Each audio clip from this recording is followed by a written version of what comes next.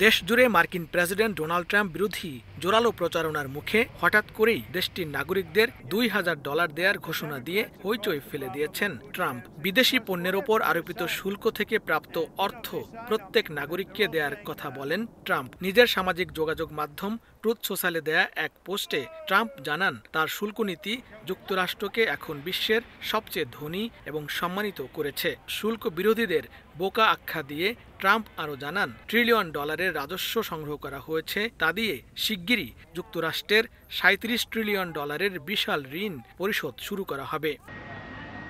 ট্রাম্পের এই ঘোষণা নিয়ে মার্কিন গণমাধ্যম এবিসির দিস উইক অনুষ্ঠানে প্রশ্ন করা হয় যুক্তরাষ্ট্রের অর্থমন্ত্রী স্কট বেসেন্টকে।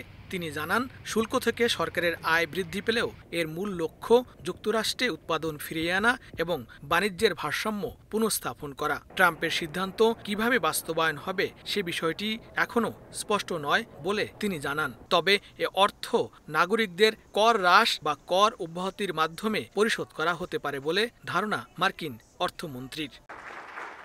মার্কিন নাগরিকদের অর্থ দেয়ার এই ঘোষণা এমন এক সময়ে দেয়া হয়েছে যখন যুক্তরাষ্ট্রের সুপ্রিম কোর্ট ট্রাম্পের শুল্ক অর্থনীতির সাংবিধানিক বৈধতা নিয়ে প্রশ্ন তুলেছেন। লস্কর আল মামুন, সময় সংবাদ, যুক্তরাষ্ট্র।